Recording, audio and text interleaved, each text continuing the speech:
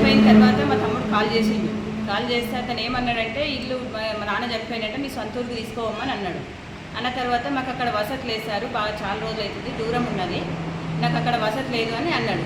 అంటే సైలెంట్గా phone cut చేసిండే మేమేమనుకున్నామంటే మీరు చేసుకోండి అన్నట్టు మాట్లాడిండు. కాబట్టి మేమేం చేసినాం, మా పిల్లలు టెంట్ వేసేసి కార్యక్రమం ఏందో కుందట అది పెడతారు కదా, కట్టె గిట్ట పెట్టి పెడతారు కదా, అది చేసుకున్న తర్వాత ఆయన ఎట్లా తెలిసిందో ఏమో మాకు తెలియదు.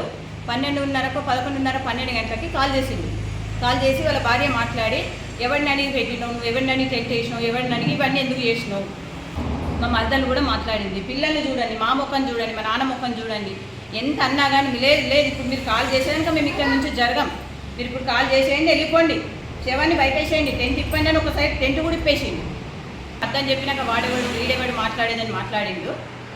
నేను చెప్పిన తర్వాత వాళ్ళతో వీళ్ళతో మీరు ఎందుకు ఫోన్ చేపిస్తున్నారు, మేము అద్దంటున్నాం కదా అని 6:30, 7 గంటలకే ఇద్దరు భార్య భర్తలు వచ్చి కూర్చున్నారు. మీరు నడువుంది ఇంకా వెళ్ళలేదు, ఇంకా టెంట్ తీసేయలేదా, ఇంకా అవి తీసేయలేదా, కట్టేవారేమంటే వారేయలేదా, టెంట్ ఇప్పమంటే ఇప్పలేదా. ఇగో ఇట్లా మాట్లాడిన తర్వాత ఈ షెల్టర్ ఇచ్చిర్రు.